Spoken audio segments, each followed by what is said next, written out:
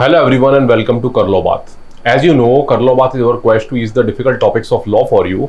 So myself Sujay Dikshit again in front of you. और आज अपन ना बहुत ही अच्छा एक टॉपिक देखेंगे.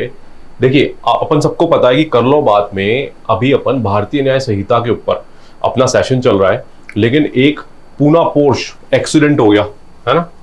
आपने सुना होगा पुणे पोर्श एक्सीडेंट, तो ये बड़ा न्यूज में चल रहा है, तो मुझे लगा why not I should be discussing this with my students. तो चलिए आइए तो देखते हैं क्या कुछ पुणे एक्सीडेंट पोर्शे एक्सीडेंट में हुआ है.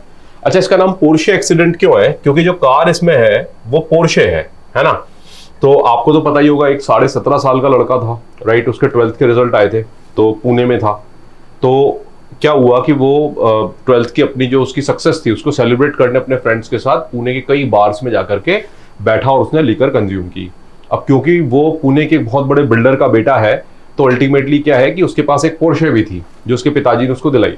तो वो पोर्शे कार जो है, जब वो उसको लेकर के लौट रहा था तो उसकी स्पीड अप्रोक्सीमेटली 120 से के आसपास रही होगी. तो उसने एक बाइक को टक्कर मारी जिसमें कि दो लोग, राइट, दो जो थे कंप्यूटर सॉफ्टवेयर इंजीनियर्स, उनकी डेथ हो गई थी. तो उसी के बाद ये सारा मैटर जो है ना ये स्टार्ट हो गया. तो चलिए देखते हैं इसमें क्या है. तो वो लड़का जो है, तो देखिए अपन ने ये देख लिया इंसिडेंट की, ठीक है, उन दोनों की डेथ हो गई. और ये जो लड़का था, ये हाईलाइटेड कैसे हुआ था कि जब इस लड़के को पुलिस ने पकड़ा, मतलब इन द सेंस ये एक बार अरेस्ट आया था, अरेस्ट हुआ था और जज के आगे इसको पेश किया गया था, तो वहां पर जज ने बड़ी बिजार बेल कंडीशंस रखी थी. तो जज ने कैसी बिजार बेल कंडीशन रखी भाई? सबसे पहले देखिए यहाँ पर एक इंपॉर्टेंट कॉन्सेप्चुअलिटी है कि इस लड़के की उम्र जो है, ये जो बॉय है, इसकी एज 17.5 ईयर्स ओल्ड है ये, राइट. और हमने पढ़ा हुआ है कि निर्भया रेप केस के बाद, राइट, जुवेनाइल जस्टिस एक्ट में अमेंडमेंट हुआ था कि अगर पर्सन ने हीनियस क्राइम किया हुआ है तो उसकी बेस एज 16 मानी जा सकती है जुवेनाइल एक्ट में. अगर वो 16 साल से बड़ा है, हीनियस क्राइम के केस में अगर वो 16 साल से छोटा है तो हम उसको सजा नहीं देंगे, और अगर उसकी एज 16 से बड़ी है तो हम उसको फिर मेजर मान के ट्राई कर सकते हैं. और ये बिल्कुल ऐसा केस है जिसमें उसके एक्ट को हीनियस माना जा सकता है, right. So now what we have seen is कि जो जज की बिजार बेल कंडीशंस थी वो क्या थी कि the boy will write 500 words ऐसे ऑन रोड सेफ्टी, है ना. Another thing, the boy will work with RTO officers, RTO road tax office, with those officers for like 15 days. And the third point is like boy will join a rehab center to quit drinking, right? So such type of bizarre conditions के base पर उस boy को arrest होने के 15 hours के अंदर अंदर bell मिल गई, राइट. और जो कि अब जब इतना ह्यूमन क्राई हुआ है उसके बाद वो खत्म कर दी गई. मतलब बॉय को तो अब जुवेनाइल होम भेज दिया गया है अरेस्ट करके, बिकॉज उसको जुवेनाइल अभी के लिए माना जा रहा है. और इसमें एक नया डेवलपमेंट क्या हुआ कि उसके फादर को भी अरेस्ट कर लिया और उसके ऊपर भी, उनके ऊपर भी जुवेनाइल जस्टिस एक्ट की 2 सेक्शंस लगाए हैं, है ना. तो अभी अपन आज की क्लास में अपना मोटो है कि एक बार जरा इनको लीगली देखा जाए. So now let's see. The minor was booked for rash and negligent driving causing harm for endangering safety of life, death by negligence under section 304 है. ये अपन ने देख चुके हैं. 304 है, अपने को पता है रैश एंड नेग्लिजेंट एक्ट होता है कि due to his act 2 persons death happened. And the section 279 which says rash driving on a public way, and section 337 which is causing hurt to any person by doing act so rashly or negligently as to endanger human life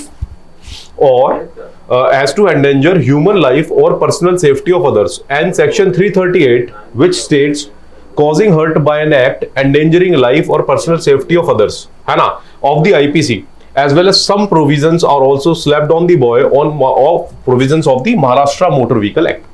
अब boy की as तो हमें पता ही है 17.5 years old है, तो देखो बड़ा है ना, यहाँ स्कोप है कि इसको हीनियस क्राइम के लिए बुक किया जा सकता है, राइट.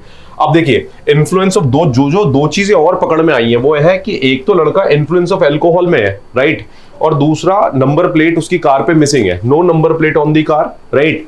तो रिपोर्टेडली नंबर प्लेट क्यों मिसिंग है? बिकॉज ये कार रिसेंटली परचेज की गई थी बैंगलोर से और इसका आरटीओ में रजिस्ट्रेशन शायद से पेंडिंग था, इसलिए कार पे नंबर प्लेट नहीं थी. अब आगे देखते हैं. He was also booked under section 304, ये अपन ने देख चुके हैं, culpable homicide not amounting to murder of the IPC, right. And ये मैं कई बार कहूंगा, is likely, there is a likelihood that boy should be tried as an adult.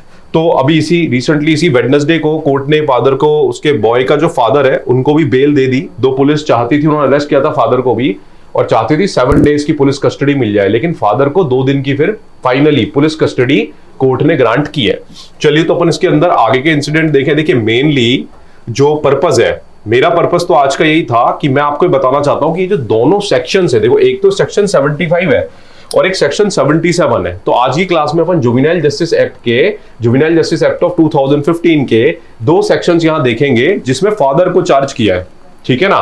तो पहला सेक्शन अपन देखते हैं कि जुवेनाइल जस्टिस एक्ट के सेक्शन में फादर को किस सेंस में चार्ज किया है। तो पहला अपन देखेंगे, whoever having the actual charge of और कंट्रोल, तो इसको क्या है, ये क्रूअल्टी टू दी चाइल्ड बोला जाता है सेक्शन 75 को। तो क्रूअल्टी ऑफ दी चाइल्ड के अपन डेफिनेशन को देख रहे हैं। अब देखते हैं, however having the actual charge of और control over a child assaults, abandons, abuses, exposes or willfully neglects the child or causes or procure the child to be assaulted, abandoned, abused, exposed or neglected in any manner likely to cause such child unnecessary mental or physical suffering shall be punished with an imprisonment for a term which may extend to 3 years or with fine of 1 lakh rupees or with both। तो हमने क्या देखा, सबसे पहले यहां पर है कि चाइल्ड को आपने नेग्लेक्ट किया है, तो पहला पॉइंट तो ये हो गया। अब इस सेक्शन का दूसरा पॉइंट है, provided that in case it is found that such abandonment of the child by the biological parent, तो फादर इस पे लाई करते हैं,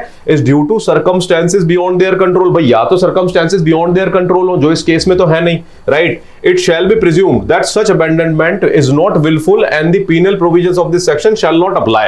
मतलब ये कह रहे हैं उसी केस में ही अप्लाई होगा जहां हम circumstances को हम नोट करेंगे। अगर circumstances बायोलॉजिकल पेरेंट के कंट्रोल के बियॉन्ड नहीं निकलेंगे तो हम मान लेंगे, इसको ओके मान लेंगे, और अगर निकलेंगे तो हम ओके नहीं मानेंगे। तो इस केस में उन्होंने माना है कि ये सर्कमस्टेंसेस जो है वो उनके कंट्रोल के बियॉन्ड तो नहीं थे। Provided further that if such offense is committed by any person employed by or managing an organization which is entrusted with the care and protection of the child, he shall be punished with rigorous imprisonment which may extend to 5 years। और अब देखो ये अपने पे applicable नहीं होता क्योंकि किसी ऑर्गेनाइजेशन या किसी थर्ड पार्टी के बेस पर है, अपने ऊपर तो यही पॉइंट जो है वो एप्लीकेबल है फिलहाल इस सेक्शन में। आगे बढ़ते हैं अपन, अब फर्दर देखते हैं, ये उसी के रिगार्डिंग है, तो इसको अपन छोड़ेंगे अभी अपने पार्ट पे। अब अपन सेक्शन 77 को देखते हैं कि ये क्यों स्लैप किया गया, ये क्यों लगाया गया है। Penalty for giving intoxication liquor or narcotic drug or psychotropic substances to a child. See the point is, यहां पर फादर का इतना सुपरविजन चाइल्ड के ऊपर नहीं है, तो एक तरीके से जो फादर है वो चाइल्ड की अल्कोहल ड्रिंकिंग या इंटॉक्सिकेशन वाली इस चीज को एक तरह से अबैट ही कर रहे हैं, है ना, उसको चलने दिया जा रहा है, तो इसीलिए इनके ऊपर सेक्शन 77 भी लगाया। हुएवर गिव्स और कॉजेस टू बी गिवन, आ रहा है पॉइंट कि भाई इतना फाइनेंशियल उनको फ्रीडम मिली हुई है कि बच्चे कुछ भी कर सकते हैं, तो whoever gives or causes to be given to any child or any intoxicating liquor or any narcotic drug or tobacco products or psychotropic substance except on the order of a duly qualified medical practitioners। तो यहां पर देखो law कितनी अच्छी तरह से लिखा जाता है, ये लाइन क्यों लिखी हुई है। सपोज कोई मेडिकल प्रैक्टिशनर किसी को दवाई के फॉर्म में थोड़ा बहुत ऐसा कुछ जो है सब्सटेंस जो है अगर वो लिख दे उसके जो है मेडिकल सब्सक्रिप्शन में, तो बोले फिर वो ठीक है, otherwise not. Shall be punished with rigorous imprisonment for a term which may extend to 7 years and shall also be liable to fine which may extend to 1 lakh rupees। तो देखिए, तो जो हम यहाँ पर देख रहे हैं कि अभी फिलहाल तो फादर के ऊपर जो जो प्रोविजंस लगे हुए हैं, तो यहाँ पर भी देखो अप टू 3 years है और दूसरा जो लगा है उसमें अप टू 7 years है। सो अब अपन देखेंगे इसके अंदर ना कि what further updates will be there। So you all will be updated from my side via our connecting medium, that is Karlobath। Okay, so that's it. This is for today. So myself Surya Dikshit signing off. Thank you. See you again in another such informative section of Karlobath. Thank you.